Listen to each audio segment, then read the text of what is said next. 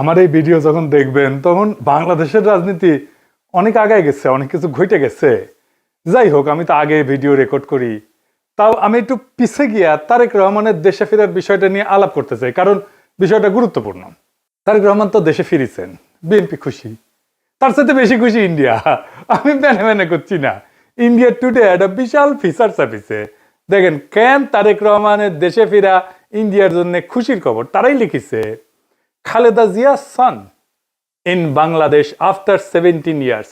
Why it's good news for India? কেন এটা ইন্ডিয়ার জন্য ভালো খবর, সুসংবাদ। ওরে বাবা, কি খুশি ইন্ডিয়া।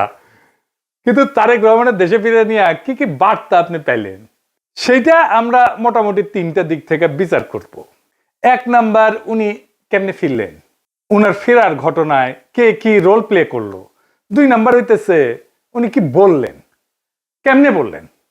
তিন নাম্বার হইতেছে উনার ফেরার ঘটনা নিয়ে গণমানুষের মধ্যে কি প্রতিক্রিয়া, এবং বাঙ্গু এলিট এস্টাবলিশমেন্ট এবং আওয়ামী লীগের মধ্যে কি প্রতিক্রিয়া। এই তিনটা দিক থেকে দেখলে আপনি বুঝতে পারবেন তারেক রহমানের দেশে ফেরাটা বাংলাদেশের জন্য কি মিন করে, এটার অর্থটা কি। তার আগে ওই পায়েসের উপরে যেমন কিসমিস থাকে না, উনকার দুটা কিসমিস দিয়ে দিই পায়েসের উপরে। না দেখেনি বিএনপি কইছে তারা 300 ফিটে যে বর্জ্য তৈরি করেছে তাও প্রসারণ করে, মার্শাল্লাহ। এই যে দেখেন, তারপরে ছবিও দিছে আগে এবং পরে, ওরে বাবা। তারপরে বিএনপির পাঁচাচাটা এডিটে সাহেব, পাঁচাচাটা কওয়া যাবি না, হ্যাঁ সে কি আপনি চান না আমি মুখ খারাপ করি? আচ্ছা তাইলে ধরি পাঁচাটা হয়েছে, তবে হোগা চাটাটা কিন্তু খারাপ না।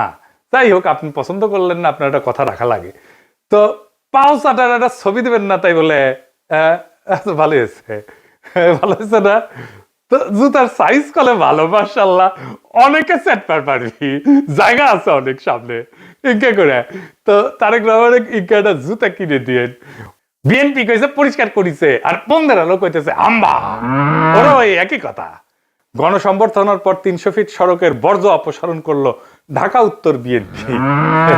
তো আসেন না বিএনপির, ওটা তো ছবি দেখলেন, স্টিল ছবি, একটা ভিডিও দেখেন, বিএনপির কর্মীরা পরিষ্কার করছে, ভালো লাগবে না?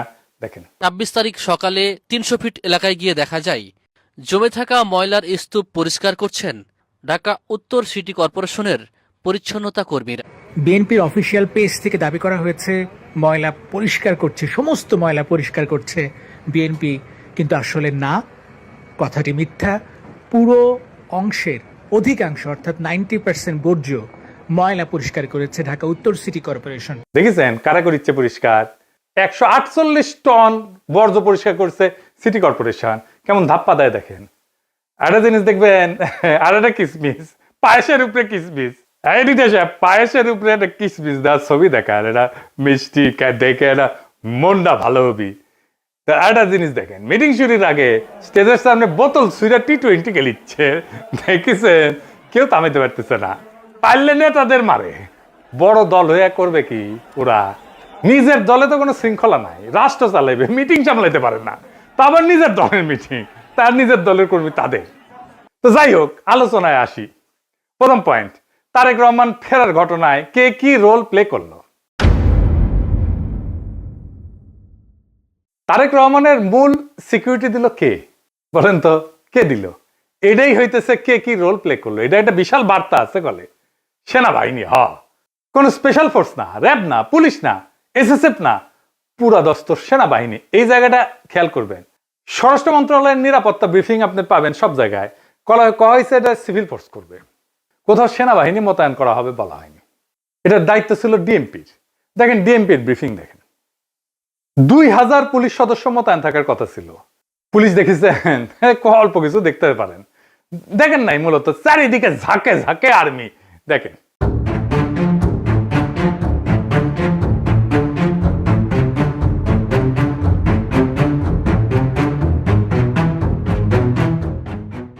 বাংলাদেশে কেউ কখনো এরকম নজিরবিহীন নিরাপত্তা পায় নাই, বাংলাদেশের ইতিহাসে পায় নাই, কোন রাষ্ট্রপ্রধান পায় নাই। যাই হোক, এই যে আর্মি নিরাপত্তা, এটা প্রফেসর ইউনূসের সরকার সিভিল প্রশাসনকে উপেক্ষা কইরা ওয়াকার দিছে। এটা ওয়াকারের শক্তি প্রদর্শন, ও বুঝাই দেয় সবাইকে যে আর্মি তারেক রহমানের সাথে আছে, বুঝেছ? এটা হইতেছে message, hidden message. Tarek Rahman বাংলাদেশের নেক্সট প্রাইম মিনিস্টার হওয়া কন্টেন্ডার, সন্দেহ নাই, হইতে পারবে কিনা সেইটা সন্দেহ আছে। তো ওই তো একাই কন্টেন্ডার না, তাই না? ওনার দলের কাছাকাছি সাংগঠনিক শক্তি নিয়ে প্রতিদ্বন্দ্বী রাজনৈতিক জোট দাঁড়াইতেছে, এমন একটা ভাব তৈরি করা হইতেছে তারেক রহমান না থাকলে বাংলাদেশ উচ্ছন্নে যাবে, উনিই পারবেন বাংলাদেশকে পথে আনতে। যাই হোক, আমরা পরের ইস্যুতে যাই। উনি কি বললেন, কেমনে বললেন, আমরা এই ইস্যুতে ফিরে আসব। কেন এরকম ধারণা তৈরি করা হয়েছে উনি নেক্সট প্রাইম মিনিস্টার এবং উনি দেশটাকে ঠিক করতে পারবেন? উনি বক্তৃতায় নিরাপদ জীবন, নিরাপত্তা, এই জীবন জিনিসটা বারবার উল্লেখ করছেন, 5 বার। একটি নিরাপদ বাংলাদেশ আমরা গড়ে তুলতে চাই। নিরাপদে ঘর থেকে বের হলে নিরাপদে ইনশাআল্লাহ ঘরে আবার ফিরে আসতে পারে। যে কোনো মূল্যে আমাদেরকে নিশ্চিত করতে হবে যাতে মানুষ নিরাপদ থাকতে পারে। শিশু হোক, নারী হোক, পুরুষ হোক, যে কোনো বয়স, যে কোনো শ্রেণী, যে কোনো পেশা, যে কোনো ধর্মের মানুষ যেন নিরাপদ থাকে, এই হোক আমাদের চাওয়া। আজকে বিগত 15 বছর স্বৈরাচারের বিরুদ্ধে শত শত হাজারো গুম খুনের শিকার হয়েছে শুধু রাজনৈতিক দলের সদস্য নয়, নিরীহ মানুষের প্রতিবাদ করতে গিয়ে অত্যাচার নির্যাতনের শিকার হয়েছে, জীবন দিয়েছে। আবারও সকলকে যে কোনো মূল্যে দেশে শান্তি শৃঙ্খলা রক্ষার আহ্বান জানিয়ে যে কোনো বিশৃঙ্খলাকে পরিহার করে ধৈর্যের সাথে মোকাবেলা করার আহ্বান জানিয়ে আমার বক্তব্য শেষ করছি। এটা কোনো দুর্ঘটনাবশত কাকতালীয় ঘটনা না, এই বারবার ফিরে আসা, এইটা সেন্ট্রাল থিমেটিক অ্যাঙ্কর তার বক্তৃতার। পুরা বক্তৃতায় ছড়ায় থাকা কোর মেসেজ। এটা শুধু একটা কথার কথা না, পুরা বক্তৃতার একটা নৈতিক ফ্রেম এই নিরাপত্তা, মানুষের নিরাপত্তা। ভাষণের প্রধান নরমাটিভ ক্লেম মানুষ যেন নিরাপদ থাকে। নরমাটিভ ক্লেম কারে কয় জানেন তো? জানেন অবশ্যই, তাও কই আর কি। নরমাটিভ ক্লেম বলতে বোঝায় এমন একটা বক্তব্য যে যা কি হওয়া উচিত, কি করা উচিত, বা কোনটা নৈতিকভাবে সঠিক বা ভুল, এই প্রশ্নগুলোর উত্তর দেয়। এটা কোনো বাস্তব বর্ণনা না, এটা মূল্যবোধ, নৈতিকতা এবং আদর্শ নিয়ে কথা বলে। নরমাটিভ ক্লেম সবসময় এরকম হওয়া উচিত টাইপের দাবি, এবং এই নরমাটিভ ক্লেমের বৈশিষ্ট্য সত্য মিথ্যা দিয়ে যাচাই করা যায় না। এটা নৈতিক, রাজনৈতিক বা সামাজিক মূল্যবোধ প্রকাশ করে। এইগুলো নীতি নির্ধারণে ব্যবহার করা হয়। এই শব্দটা উচিত, দরকার, ন্যায়সঙ্গত, অন্যায়, ভালো, মন্দ, এগুলো হইতেছে নরমাটিভ ক্লেম। যেমন ধরেন, আমি যদি বলি রাষ্ট্রের দায়িত্ব নাগরিকদের নিরাপত্তা নিশ্চিত করা, এটা নরমাটিভ ক্লেম, বুঝাও। তারপরে ধরেন গুম খুনের বিচার হওয়া উচিত, এটা নরমাটিভ ক্লেম। সব মানুষের সমান অধিকার থাকা দরকার, এটা নরমাটিভ ক্লেম। কি হওয়া উচিত এটা বলতেছে। আবার দেখেন, এই নিরাপত্তা ইস্যুটাই আওয়ামী লেসপেন্সার নবনীতা কথাটাকে দইরা পারলে তারেক রহমান জিন্দাবাদ দেওয়া সিক্কুর দেওয়া ওঠে। দেখে যাও এত আরাম পেয়েছে কেন এই কথায়, পার বাকশালীরা কেন ফাল পারিচ্ছে জানেন? পরে আসিচ্ছি, সব একসাথে নিয়ে এইটা যখন এপিসোড যখন শেষ করবো তখন এটার উত্তরটা পাবেন। এই নিরাপত্তা কথাটা কেন নবনীতার এত পছন্দ, আওয়ামী লীগের এত পছন্দ, সেটা একটু বুঝে দেখে আসেন।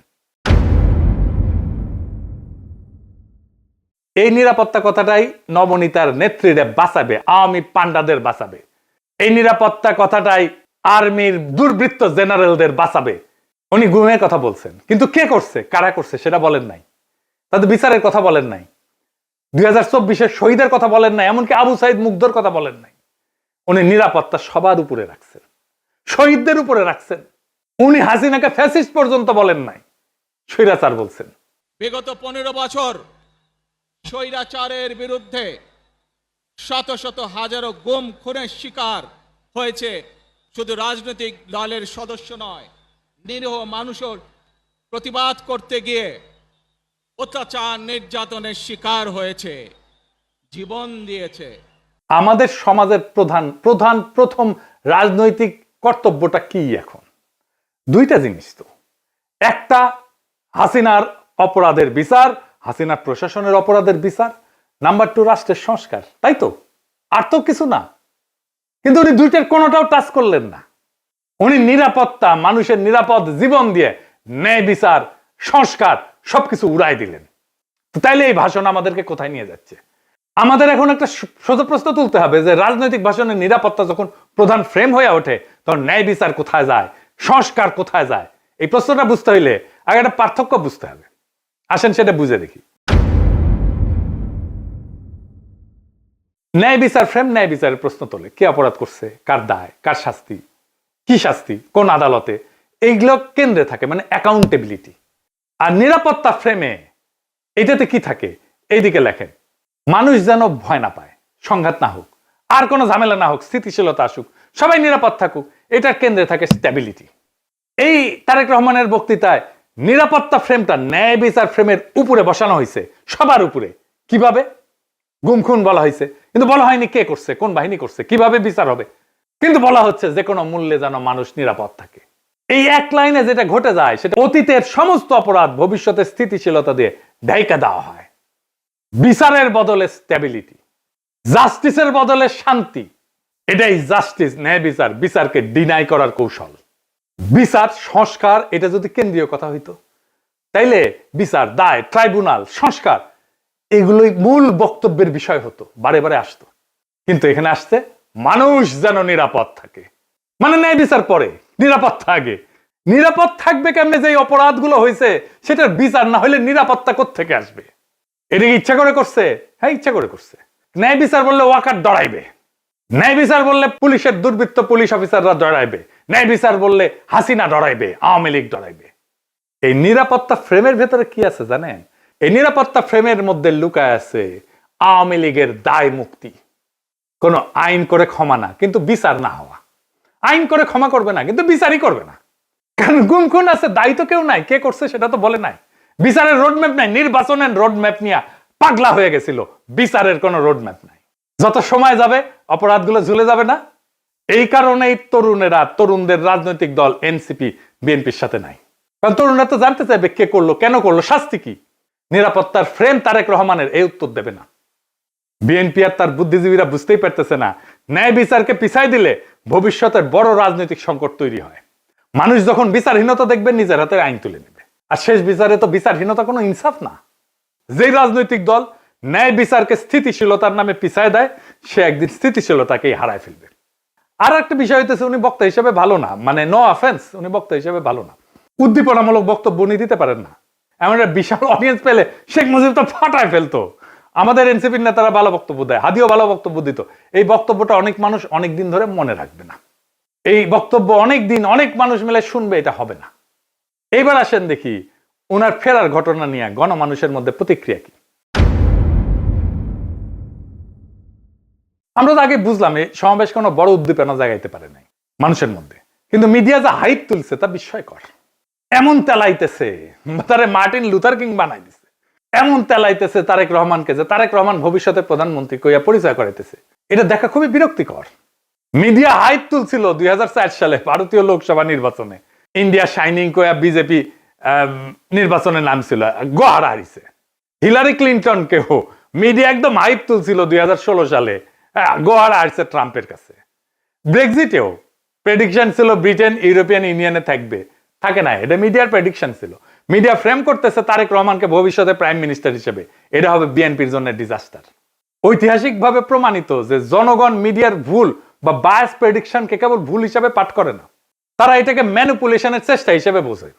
2016 সালের নির্বাচনের পরে পিউ রিসার্চ সেন্টার ধারাবাহিক জরিপ করছিল, এখানে বলতেছিল যে মিডিয়া ট্রাস্ট কনজারভেটিভদের মধ্যে এইটা ইতিহাসের সবচেয়ে নিচে নামে আসছে। মিডিয়ার ট্রাস্ট, মিডিয়ার বিশ্বাস।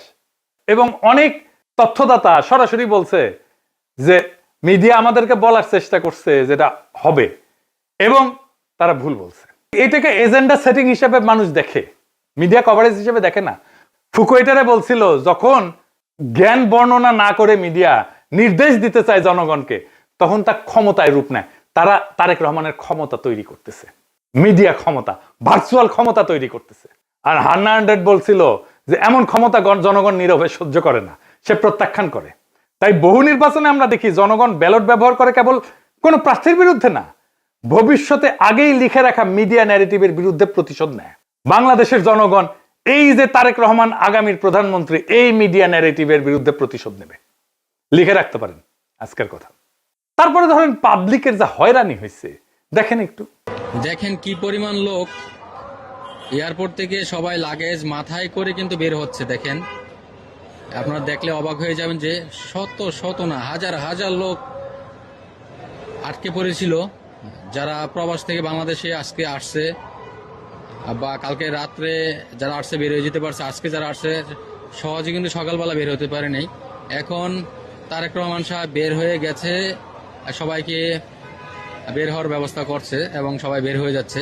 আর একটা হয়রানি দেখেন পাবলিক কি করছে।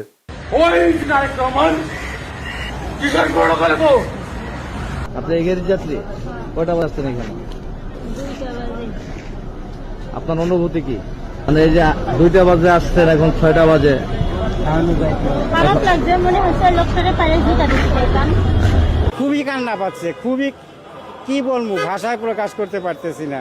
একদিকে তো অসুস্থ লোক আসছিলকে দেশের বাড়ি চিকিৎসা করার জন্য, তারপরে এই পরিস্থিতি, দুঃখ লাগতেছে যে আমরা আইছি বাইরে থেকে, আজকে শখ করে একটা গাড়ি নিয়ে আসছে আর এই গাড়ি আমার এয়ারপোর্টের মধ্যে ঢুকতে দিল না। আমি এইভাবে ঠেলিয়ে ঠেলে নিতেছি, এতে তো আমার কাছে ওইটাই মনে হয় যে আমরা মনে হয় যে অপরাধী করছি। তারেক রহমানকে যে বাংলাদেশের ত্রাতা হিসেবে দেখানো হইতেছে, বাঙ্গু সুশীলদের শিরোমণি মতিউর রহমান কইছে যে দেশে রাজনৈতিক শূন্যতা চলতেছে, তারেক রহমান আরো আগে আসলে ভালো হইতো, মানে এই শূন্যতা কাটতো। শুনেন, আমি ব্যক্তিগতভাবে এটা মনে করি যে দেশে একটা রাজনৈতিক শূন্যতা রয়েছে, চলছে, এটা একটা বিপজ্জনক। আমি সবসময় ভাবতাম বা এখনও মনে করি যে বিএনপির ভারপ্রাপ্ত চেয়ারম্যানের আর একটু আগে, বেশ একটু আগে যদি আসতে পারতেন, তাহলে এক্ষেত্রে হয়তো বিএনপি এবং দেশের মধ্যে একটা ভালো সুবিধাজনক অবস্থা তৈরি হতে পারত। তাকে বাংলাদেশের রাজনীতিতে অপরিহার্য প্রতীকে পরিণত করা হয়েছে।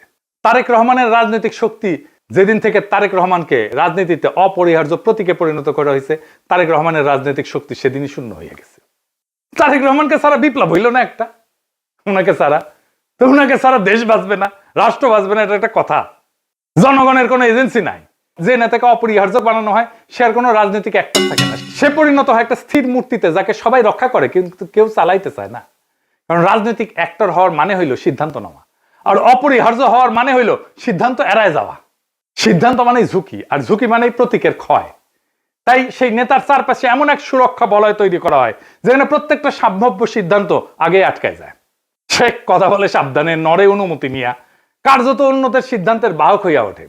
আর সে ব্যর্থতার দায় নিতে পারে না, কারণ দায় নেওয়া মানেই তো মানুষের কাতারে নামায় না, সেই প্রতীক ভেঙে যাওয়া, যে অপরিহার্য ফ্রেম তৈরি করা হয়েছে, এই ন্যারেটিভ ভেঙে যায়। ফলে রাজনীতি ব্যক্তির হাত ধরে আগায় না, ওই ব্যক্তিকে ঘিরে জমে থাকে, জমাট হইয়া থাকে। তারেক রহমান কোনো সিদ্ধান্ত নিতে পারতেছে না, আমি দেখাই দেবো সিদ্ধান্ত নিতে পারতেছে না, ওটা আমি দেখাই দেবো এই কয়েকদিনের মধ্যেই। এই অবস্থায় নেতার উপস্থিতি শক্তির চিহ্ন না, বরং স্থবিরতার প্রমাণ। অপরিহার্য নেতা মানে শক্তিশালী নেতা না, অপরিহার্য নেতা মানে এমন একজন যাকে ব্যবহার করা যায় না, শুধু পাহারা দেওয়া যায়। তাই দেখতেছেন না, খালি পাহারা আর পাহারা, নজিরবিহীন পাহারা। এত পাহারা বাংলাদেশের ইতিহাসে কেউ পায় নাই। উনি কিচ্ছু করতে পারবেন না, রাজনীতি তো দূর কি বাদ, কিছুই করতে পারবেন না। আর বড় দল কিন্তু চিপসের প্যাকেটের মতো বেশিরভাগই বাতাস, মিচিয়ানা চিপস। দলের প্রধান নেতা আসবে, মির্জা ফখরুল বলল তারেক রহমান যেদিন আসবে সেদিন দেশ যেন কাঁপে ওঠে, কাঁপুনি দেবে। আমি আপনাদেরকে জানাতে চাই, নেতা যেদিন আমাদের আসবেন, যেদিন বাংলাদেশে পা দেবেন, সেদিন যেন সমগ্র বাংলাদেশ কেঁপে উঠে। বন্ধুগণ, এই কাপাকাপি করতে গিয়া একটা প্রোগ্রাম নিছে, পঙ্গু হাসপাতালে আহত জুলাই যোদ্ধাদের দেখতে যাবে তারেক রহমান। আসার পরে দেখা গেল পঙ্গু হাসপাতালে জুলাই যোদ্ধা নাই, একজনও নাই। এটা কারোই মাথায় আসেনি, তারেক রহমানেরও মাথায় আসেনি যে ওখানে আসলে কেউ আছে। 3টা না 4টা প্রোগ্রাম তো কয়দিনে, তাই না? এতদিন ধরে প্রস্তুতি নিচ্ছে। আচ্ছা, জুলাই যোদ্ধা কে কে আছে? উনি গেলে কোন ওয়ার্ডে যাবেন, কার সাথে দেখা করবেন, কি নিয়ে যাবেন, কোনো পরিকল্পনা নাই। এই হইতেছে রাষ্ট্র ক্ষমতায় যাবে যে দল, সেই দশের প্ল্যানিং দেখেন। রাজনীতি আগাইলো, ওনারা তো কাঁপাইতে চাইতেছেন, রাজনীতি করতে চাইতেছেন না, স্পেকটাকাল দেখাইতে চাইতেছেন। পলিটিক্যাল লিডারের স্পেকটাকাল হইতেছে তার বক্তৃতা, তার রাজনীতি। কত লোক দেখতে আসছে জনসভায়, কত লোক হাজির হয়েছে, এটা স্পেকটাকাল না। কাঁপায় দিছে কিনা, এটা পলিটিক্যাল স্পেকটাকাল না। আর পাবলিক সাফারিংস, এইটার জন্য কি পাবলিক সাফারিংস হয়েছে? তাহলে ফাইনালি ওনার যে এই হোম কামিং, দেশে ফিরে আসা, এর পিছনে আসলে কি? এইটা হইতেছে এক ত্রিভুজ প্রেমের লম্বা কাহিনী। ত্রিভুজ প্রেম করলে এটা ঠিক জমে না, অন্য কিছু কইলে ভালো হইতো, আর একটু দুষ্টু কথা কইলে ভালো হইতো, আমি আর কইব না ওইটা। তো যাই হোক, বুঝাই দিয়েছেন কি কইতে চাইতেছি আর কি, বুঝছাও তো। মানে ত্রিভুজ প্রেমে তো একজনের ছেঁকা খাইতে হয়, এটি না, এটি 3জনই মজা পায় আর কি, বুঝছাও। তো যাই হোক, তো এই ত্রিভুজ প্রেমের 3 অ্যাক্টর হইতেছে ওয়াকার, এডিটর সাহেব, এটা ত্রিভুজ আকার, এটা ওয়াকার একদিকে বিএনপি আর ইন্ডিয়া। ওয়াকার আর দুর্বৃত্ত জেনারেলের লাগবে গুমের বিচার থেকে বাঁচা, ইন্ডিয়ার লাগবে আগের জমিদারি ফিরে পাওয়া, আর বিএনপির লাগবে ক্ষমতা। এই 3 শক্তি এক হইছে, একজনকে আর একজনের লাগবে। ওয়াকারের বিএনপি আর ইন্ডিয়াকে লাগবে, বিএনপির ওয়াকার আর ইন্ডিয়াকে লাগবে, আর ইন্ডিয়ার ওয়াকার আর বিএনপিকে লাগবে। কি মজা! এইটাই হইতেছে বন্দোবস্ত, এদের মধ্যে বন্দোবস্ত হয়ে গেছে। ইন্ডিয়া আনন্দবাজারে রিপোর্ট করে ইঙ্গিত দিছে আমরা আছি তারেক রহমানের সাথে, ওয়াকার শক্তি দিয়ে ইঙ্গিত দিছে আমরা আছি তারেক রহমানের সাথে, তারেক রহমান বক্তৃতা দিয়ে ইঙ্গিত দিছে আমরা আছি তোমাদের সাথে। শান্তি আর শান্তি, নিরাপত্তা, এর বাইরে আর কিছু হবে না। গুমের বিচার হবে না, সংস্কার হবে না, কিসের ভাল। আর আওয়ামী লীগ নমনেতাদের দিয়ে বার্তা দিছে। শুধু তাই না, এই যে দেখেন আশরাফুল আলম খোকন, হাসিনার পিএস, কি বলে দেখছেন? তারা বলে তারা বিএনপির পাশে দাঁড়াইছে। আবার দেখেন আরেকজন, দেখেন আওয়ামী লীগ, তার প্রোফাইল পিকচার দেখেছেন? হ্যাঁ, সঞ্জিদা খাতুনের ছবি দিছে, তা সেরা ছবিটা দিছে, দুঃখ ভাব একটু, বুঝছাও তো। ওই কয় যে গরু দুধ দেয় তার নাকি লাথি খাওয়া যায়, মানে বিএনপি দুধ দিচ্ছে এখন। বিএনপির আবার দুধও আছে। না আছে তো, না আছে আছে, সত্যি আছে, আমি মিছা কথা কইতেছি না, আমি দুষ্টামি করিছি না। বিএনপির দুধু আছে, আসলেই আছে। এই যে দেখেন বিএনপির দুধু, দেখিস বিএনপির দুধু আছে। তো বিএনপির দুধু দিয়ে দিছে আওয়ামী লীগকে। যাই হোক, আপনি কিছুদিন পরে দেখবেন পার নাস্তিক গুলা দাঁড়াইতেছে বিএনপির পাশে এবং তারা বলতেছে আমরা বিএনপিকে ভোট দিব। আমি দেখাই দিব, বলতেছে তারা পার নাস্তিক, যাদেরকে ঘৃণা করেন আপনারা। বিএনপিকে ক্ষমতা আনার জন্য এই সবগুলো শক্তি এক হয়েছে। কেন্দ্র দখল করবে, প্রশাসনকে কাজে লাগায়, পুলিশকে কাজে লাগায়, গুন্ডা আর হুন্ডা দিয়ে নির্বাচন হবে, আর্মি বসে থাকবে, অথবা আর্মিও পিটাবে পাবলিককে, ব্যালট বাক্স লুট হবে। আওয়ামী লীগের পুরো সংগঠন বিএনপির জন্য কাজ করবে, টাকা আসবে, খালি টাকা আর টাকা, লুট করা টাকা ফেরত আসবে কিছু। নির্বাচন প্রচারণার জন্য এই 4 বান্ডেল দিলাম ব্যানার পিস্টন করার জন্য, আর এটি লাগাইবা শুধু মোটরসাইকেল বহরের জন্য। মোটরসাইকেল নিয়ে আসবা 7টা, ঠিক আছে, দেখে নিয়ে আসবা। আর এটি রাখো শুধু নির্বাচনের দিন চা সিগারেট খাওয়াইবা মানুষকে। আর এই 7-8 বান্ডেল যেটি আছে সকালবেলা সীসা খাইবা, হ্যাঁ সীসা খাইবা বৈশা। আমি পাস করবো না, সমস্যা নেই। সেই টাকা বিএনপি নির্বাচনের জন্য কাজে লাগবে। এই জন্য খোদা বক্সকে সরাই দিছে প্রফেসর ইউনূসের সরকার। প্রশাসন, পুলিশ, জেনারেলরা মাথায় রাখেন, এই নির্বাচন আমাদের আজাদির নির্বাচন। সংসদের কাজ রাষ্ট্রে ইনসাফ কায়েম করা। আমার আগের ভিডিওটা দেখে নিয়েন, বিস্তারিত আলাপ করছি কিভাবে সংসদ আইন তৈরির মাধ্যমে সমাজের মাঝে থাকা ইনসাফের ধারণা রাষ্ট্রের আইনের মধ্যে ঢুকে দেয়। রাষ্ট্রকে ইনসাফমুখী করে তোলে সংসদ। এই ইনসাফের রাষ্ট্রই আমাদের আজাদির দিকে নিয়ে যায়। আমাদের প্রত্যেকটা ভোটকে আমাদের মাঠে রক্ষা করতে হবে। প্রশাসন যদি গণরায়কে ছিনায় নিতে চায়, তাহলে ভোট ডাকাতদের এইবার বিতাড়িত করব বাংলাদেশ থেকে। আর এইবার প্রশাসনের, পুলিশের কাউরে যদি পক্ষপাত করতে দেখা যায়, কোনো মাপ কিন্তু নাই। আগামী সরকার বিএনপির হবে না, প্রফেসর ইউনূসের সরকারের মতো ধ্বজভঙ্গ সরকারও হবে না। তাই খুব খেয়াল, ভোট রক্ষার লড়াইয়ের জন্য তৈরি হন। এইবার ভোট দিলেই হবে না, কেন্দ্র পাহারা দিতে হবে, প্রত্যেকটা ভোটকে আমাদের রক্ষা করতে হবে। আর এক নতুন ভোট আনার লড়াইয়ের জন্য তৈরি হন। ইনকিলাব জিন্দাবাদ।